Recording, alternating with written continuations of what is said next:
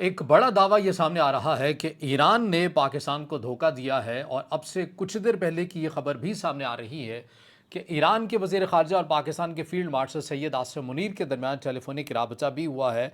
और Washington post का ये कहना है कि अमरीकी हुकाम ने फ़ौजी हुकाम को अहम ऑर्डर्स जारी कर दिए हैं। इन तमाम तर चीज़ों के ऊपर आज के इस व्लॉग पर बात करेंगे। अस्सलाम वालेकुम। आज तारीख़ है 24 अप्रैल 2024 और मैं हूँ रज़ा अब्बास। आपसे दरख्वास्त की वीडियो को लाइक और चैनल को सब्सक्राइब जरूर कीजिएगा।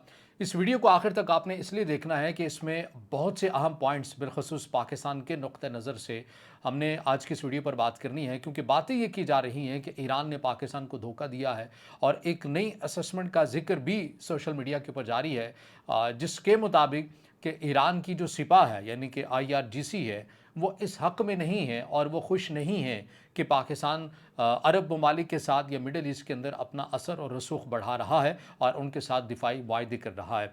तो इन तमाम तर चीज़ों के ऊपर हमने बात करनी है कि इसके अंदर कितनी हकीकत है, ये दावे कौन कर रहा है, कहाँ से आ रहे हैं। इसके साथ साथ जो लेटेस्ट अपडेट है पहले मैं तेज़ी के साथ वो आपके साथ शेयर कर देता हूँ, फिर इन तमाम अहम जो पॉइंट्स हैं उनको भी जिक्र करेंगे। तो देखिए, CNN की रिपोर्ट आ रही है सामने। इसके मुताबिक कि अमरीकी फ़ौजी मनसूबा साज अब बरहरास उन मखसूस ईरानी रहनुमाओं को निशाना बनाने पर गौर कर रहे हैं जिन्हें मुज़ाकरात की राह में रुकावट या इस तनाज़े को हवा देने का ज़िम्मेदार समझा जा रहा है।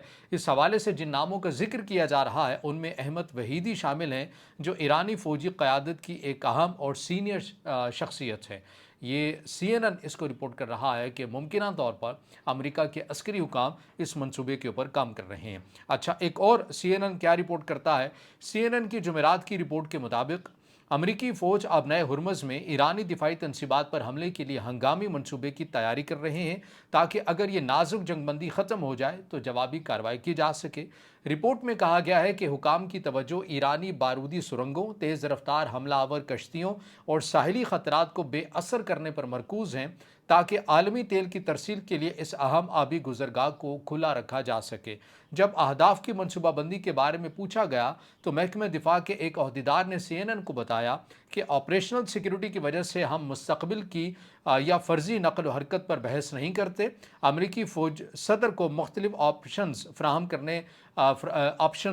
कर रही है और तमाम ऑप्शंस मेज़ पर मौजूद हैं। अच्छा, ईरान की जो सरकारी न्यूज़ एजेंसी है IRNA, ये रिपोर्ट करता है कि पाकिस्तान के army chief field marshal Syed Asim Munir और पाकिस्तान के नायब वज़ीर आज़म और वज़ीर ख़ारजा इसहाक़ डार ने ईरान के वज़ीर ख़ारजा अब्बास अराक़ची के दरमियान टेलीफोनिक राबता किया है और इन दोनों शख्सियात यानी कि फील्ड मार्शल सैयद आसिम मुनीर और पाकिस्तान के वज़ीर ख़ारजा इसहाक़ डार का दोनों का अलग अलग से राबता हुआ है ईरान के वज़ीर ख़ारजा अब्बास अराक़ची के साथ। इन बातचीत के दौरान इलाक़ाई सूरत हाल और जंगबंदी से मुतल्लिक़ अमूर पर तबादला ख्याल किया गया।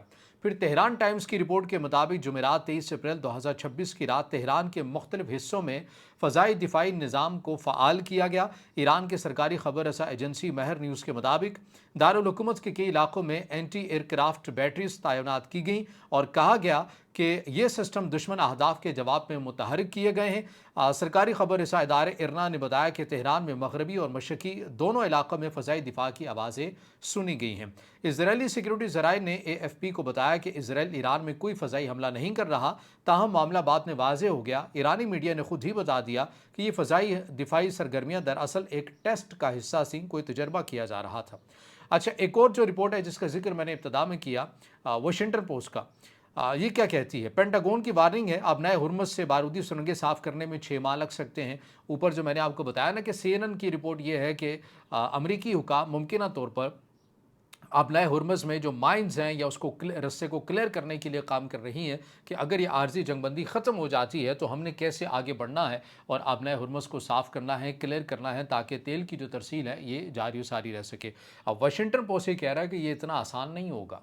वाशिंगटन पोस्ट के मुताबिक कि 6 महीने कम से कम लग सकते हैं और वो भी उस सूरत में लग सकते हैं जब ईरान की तरफ से कोई मुज़ाहमत या हमलों का सिलसिला अमेरिका के ऊपर नहीं होगा। तो ज़ाहिर है उनको बिल्कुल क्लियर मिलेगा तो ही उसके बाद वो माइंस जो हैं वो साफ़ कर सकते हैं। तो वाशिंगटन पोस्ट के मुताबिक 6 माह अमरीकी हुकाम को, अमरीकी फ़ौज को लग सकते हैं अब नए हुरमुज़ में माइंस को ख़त्म करने के हवाले से या उस रस्से को क्लियर करने के हवाले से। अब ये लेटेस्ट अपडेट है जो मैंने आपके सामने रखी हैं। अब आ जाइए इस बात के ऊपर कि क्या वाकई ईरान ने पाकिस्तान को धोखा दिया है। ये दावा कहाँ से आ रहा है, आपने भी मुशाहिदा किया होगा और मैं भी कर रहा हूँ पाकिस्तान में मौजूद सीनियर सहाफ़ियों में से रऊफ़ क्लासरा साहब की बात करें, मुज़म्मिल सरवर्दी साहब की बात करें, मुज़म्मिल हुसैन शाह साहब की बात करें और भी दीगर इसी कबील के जो हमारे सहाफ़ी कम्युनिटी है, बरादरी है, वो तवातुर के साथ अपने प्राइम टाइम के शो में या अपने यूट्यूब्स के व्लॉग्स में इस बयानिए की तकरार कर रहे हैं कि देखिए ईरान ने पाकिस्तान की इज़्ज़त की लाज नहीं रखी और ईरान ने मुज़ाकरात के अंदर दूसरे राउंड में शिरकत ना करके पाकिस्तान को हज़ीमत का सामना करना पड़ा है और पाकिस्तान के लिए बाइसे शर्मिंदगी बना है। हमने तो देखिए ईरान के लिए क्या कुछ किया, हम उनकी क़यादत को यहाँ पर अपने हिफाजती हसार में लेकर आए, हमने जंगबंदी करवाई, हमने बड़ी तबाही से ईरान को बचाया। तो हम तो ईरान का बारहा बहुत अच्छा कर रहे हैं, लेकिन हाँ, ईरान जो है वो हमारी बातों का ख्याल नहीं रख रहा। देखिए, इस तज्ज़िये से और ऐसे दावों से आपको ये मालूम होता है कि पाकिस्तान के अंदर किस कदर कमी है जियोपॉलिटिकल सहाफ़ियों की, जो इन तमाम तर चीज़ों की अहम हसासियत को और उनकी बारीकियों को समझते हैं। अब अगर ये अफ़राद, ये शख्सियात हमारे लिए काबिल एहतराम है, ज़ाहिर है एहतराम के दायरे में रहकर इख्तिलाफ़ तो किया जा सकता है, इसमें तो कोई किसी की आप ये कह सकते हैं कि किसी की हतक जो है वो करना तो मकसद नहीं है, किसी की इंसल्ट करना तो मकसूद नहीं है। हमारा नुक्ता नज़र ये है कि देखिए ऐसा होता नहीं है कि जैसा आप ये कह रहे हैं। पहले आपको ये समझना चाहिए कि पाकिस्तान की पोजीशन क्या है। पाकिस्तान की पोजीशन ये है कि पाकिस्तान पैगाम रसानी का काम कर रहा है। पाकिस्तान अमेरिका से पैगाम लेता है, ईरानी हुकाम को देता है, ईरान से लेता है और फिर अमेरिकी हुकाम को देता है। बीच में पाकिस्तान का अपना ज़्यादा से ज़्यादा ये किरदार होता है कि दोनों फ़िरक़ैन को ये कहा जा सके कि अपने रवैये, अपने मौक़िफ़ के अंदर किसी हद तक लचक अगर दिखा सकते हैं तो दिखाइए, ताकि जो अमन का मामला है इसको तक़वीत पहुँच सके और ये मामला जल्द अज़ जल्द हो सके। मिसाल के तौर पर ईरान की तरफ से ये कहा गया कि देखिए हमने लेबनान की जंगबंदी के बाद आबनाए हुर्मुज़ को खोल दिया, लेकिन आबनाए हुर्मुज़ को ओपन करने के बावजूद भी नेवल ब्लॉकेड हमारा जारी रहा और ट्रंप ने यह कहा कि हम नेवल ब्लॉकेड ख़त्म नहीं करेंगे। फिर ईरान की तरफ से इस कंसर्न का इज़हार अमेरिका पाकिस्तानी हुकाम से किया गया। रॉयटर्स की रिपोर्ट के मुताबिक फील्ड मार्शल सईद आसिम मुनीर ने खुद ट्रंप को यह कहा कि भाई मेहरबानी करें, आप नेवल ब्लॉकेड को ख़त्म कर दें, ये अमल जो गुफ्तगू का है ये मुतासर हो रहा है। लेकिन अमेरिका के सदर डोनाल्ड ट्रंप ने कहा कि वो गौर कर रहे हैं इसके ऊपर, लेकिन इसका नतीजा क्या निकला, उन्होंने नेवल ब्लॉकेड जो है ईरान का वो ख़त्म नहीं किया। अब जब वो ख़त्म नहीं किया तो फिर कैसे और क्यों कर ईरान जो है वो मुज़ाकरात का हिस्सा बन सकता था, और ये बात पाकिस्तान भी जानता है। पाकिस्तान की ज़ाहिर है सेंस रऊफ़ क्लासरा साहब जैसी, मुज़म्मिल सरवर्दी साहब जैसी कुछ जज्बाती तो नहीं होगी। पाकिस्तान भी समझता है कि पाकिस्तान के फैसला साज समझते हैं कि जियो पोलिटिकल मामलात के अंदर कितनी अहमियत और कितनी हसासियत होती है।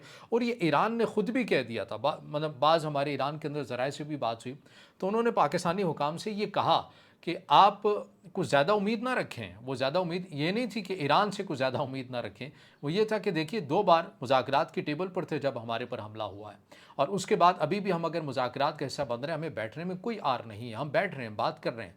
लेकिन देखिए नेवल ब्लॉकेड हमारा जारी है। हमने जो 10 इब्तदाई पॉइंट्स कहे थे उनके ऊपर अभी तक कोई हमें नहीं कहा गया। उसके बाद हमारे मुंजमद असासे हैं वो भी बहाल नहीं किए गए हैं। तो जो एतमाद बहाल करना है वो तो अमेरिका ने करना है। फिर उसके बाद ईरान की तरफ से ये भी कंसर्न है कि अगर ये वाकई जंगबंदी की तरफ जाना चाहते हैं और मुस्तकिल जंगबंदी की तरफ जाना चाहते हैं तो ये इस आर्जी जंगबंदी के दौरान ये जो अपनी मिलिट्री मूवमेंट कर रहे हैं इस खत्ते के अंदर दोबारा से, ये फिर किस लिए है। तो ईरान का ये कंसर्न है कि ये नहीं हो सकता कि एक तरफ अमेरिका पूरी जंगी तैयारी भी कर रहा है, ये अभी जो मैंने लेटेस्ट अपडेट आपके सामने रखी है ये भी आपके सामने है, और अपनी पोजीशन भी चेंज कर रहा है, और दूसरी साइड के ऊपर मुज़ाकरात की भी बातें हो रही हैं। तो ऐसा नहीं हो सकता। पहले भी हमारे साथ ऐसा ही हुआ है कि मुज़ाकरात के दौरान ही अमेरिका अपनी मिलिट्री मूवमेंट को भी बढ़ाता रहा और हमारे ऊपर हमले भी होते रहे। तो अब एतमाद बहाल करना है, और उस एतमाद को बहाल करने के लिए अमेरिका को 2 से 3 मेजर किस्म के जो स्टेप हैं वो उठाने पड़ेंगे। तो उसी के बाद हमारा ये जो मामला है ये हो सकता है। फिर ईरान के अंदर इस बयानिए को भी तक़वीत दी गई, ईरान के अंदर नहीं, माज़र के साथ पाकिस्तान के अंदर, कि देखिए एक जो तबका है, यानी एक सहाफ़ी उनको मैं सुन रहा था, उन्होंने तो तकसीम ऐसे की कि एक सियासी तबका है ईरान के अंदर और एक फ़सादी तबका है। अब ये अंदाज़ है रिपोर्टिंग का, अब इससे ख़ुद आप अंदाज़ा लगाइए। हमने भी इस प्लेटफॉर्म से 2 तबक़ात की निशानदेही की थी। एक सख्तगीर है जिसको आप इनकलाबी हलकों के ज़्यादा करीब समझते हैं, और एक मसलहत पसंद है, मुफ़ाहमत वाला है, वो कहता है कि कुछ ले दे के मामले को हल कर लेना चाहिए। ये तकसीम है, इसमें तो कोई दो इनकार नहीं है। हमने सबसे पहले पाकिस्तान के अंदर आपको ये बताया कि ईरान के अंदर इस किस्म की तकसीम जो है वो नज़र आती है, लेकिन मौजूदा सूरत हाल में ये जो तकसीम है ये भी ख़त्म हो गई है, और ये भी दोनों एक पेज पर आ गए हैं। और ये इस सिचुएशन को समझना कोई मुश्किल काम नहीं है। आप पाकिस्तान की एग्जांपल ले लें, जब इंडिया और पाकिस्तान की कशीदगी थी तो उस वक्त क्या हुआ था। मतलब पाकिस्तान के अंदर सियासी तौर के ऊपर समाजी लिहाज से किस हद तक तकसीम थी। पाकिस्तान तहरीक इंसाफ के वोटर सपोर्टर्स किस तरह का नैरेटिव इदारों से मुतल्लिक रखते थे, इदारे उनसे मुतल्लिक क्या रखते थे, नून लीग के सपोर्टर्स वोटर्स क्या करते थे। लेकिन जब ये जंग हुई, पाकिस्तान इंडिया की कशीदगी हुई, तो उसके बाद सारे के सारे जो पाकिस्तानी थे अपने तमाम तर इख्तलाफात को बालाए ताक रखते हुए एक और मुत्तहिद होते हुए आपको नज़र आए। और यही सिचुएशन इस वक्त आपको ईरान के अंदर भी नज़र आ रही है। और यही वो वजह है कि ईरान की पार्लियामेंट के स्पीकर मोहम्मद बाक़िर कालिबाफ, ईरान के वज़ीर ख़ारजा अब्बास अराक़ची, ईरान के सदर मसूद पेज़ेश्कियान ने हालिया दिनों में एक्स पर पोस्ट किया और उन्होंने कहा कि ईरान के अंदर किसी किस्म की कोई तकसीम नहीं है और हम सब के सब ईरानी हैं और अपने परचम तले मुत्तहिद हैं। और इस सिचुएशन के लिए मैं एक और एग्जाम्पल आपके सामने रख देता हूँ, फिर हम उस असेसमेंट की बात करेंगे। क्या वाकई ईरान की IRGC इस हक़ में नहीं है कि पाकिस्तान अरब ममालिक के साथ दिफाई वायदे करे। देखिए, इसके अंदर ये बात है, एक आपको याद होगा कि ईरान और इसराइल की जब 12 रोज़ा जंग हुई थी और उसमें एक खातून है मरियम राजौरी, इनका किरदार है। इनका किरदार क्या है? इनके किरदार के हवाले से बहुत सी बातें हैं। कुछ हल्के ये कहते हैं कि ईरान के अंदर जो कुर्द हैं, जो निज़ाम मुखालिफ हैं, जो इनकलाब मुखालिफ हैं, उनको ये लीड करती हैं और इनके हवाले से मुतलाज़ ख़बरें ये सामने आती हैं। कुछ रिपोर्ट्स के मुताबिक इन्हें इसराइल ने पनाह दी हुई है, कुछ रिपोर्ट्स के मुताबिक ये किसी मगरबी मुल्क के अंदर रहती हैं। लेकिन बहरहाल जो भी है, अब मामला ये हुआ कि जब ईरान और इसराइल की 12 रोज़ा जंग हुई तो इस खातून ने भी एतराज़ किया, इस खातून ने भी खासी तनकीद की। किस बात पर? कि भाई आपने ईरान के साथ जंग क्यों की? हमने इतनी मुश्किल के साथ एक नैरेटिव बनाया था, लोग निज़ाम मुखालिफ हो रहे थे, एहतजाज कर रहे थे।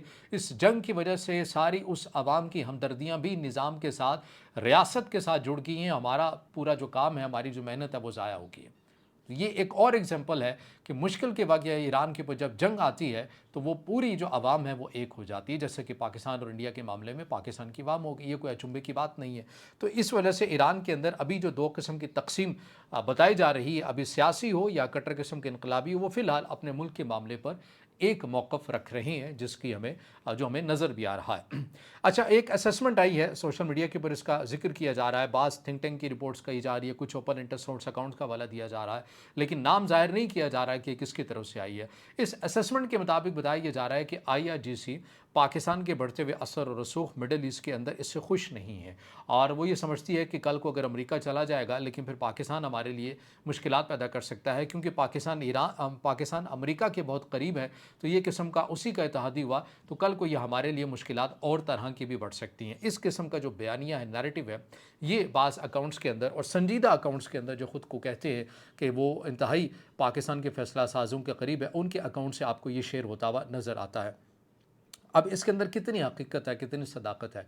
आपको याद है कि सितंबर 2025 में पाकिस्तान और सऊदी अरब का जब दिफाई माहिदा हुआ था, डिफेंस पैक्ट हुआ था, उस वक्त ईरान के जो नेशनल सुप्रीम जो सिक्योरिटी काउंसिल के सरबराह थे, जो इस जंग के अंदर शहीद हुए, अली लारिजानी, वो भी सऊदी अरब के अंदर मौजूद थे। जब ये माहिदा होना था उससे एक दिन के फ़ौरन बाद आई थिंक वो वहाँ पर मौजूद थे और उनकी तरफ से भी कहा गया था कि हम भी इस माहिदे के अंदर शामिल होना चाहते हैं। और ना सिर्फ ये बल्कि ईरान के सदर मसूद पेज़ेश्कियान ने भी इसको सराहा था और ये कहा था कि इस माहिदे को मज़ीद बढ़ाना चाहिए और इसके अंदर दीगर मुस्लिम ममालिक को भी शामिल करना चाहिए। और ईरान ने भी ख्वाहिश का इज़हार किया था कि हमें भी इस माहिदे के अंदर शामिल करना चाहिए।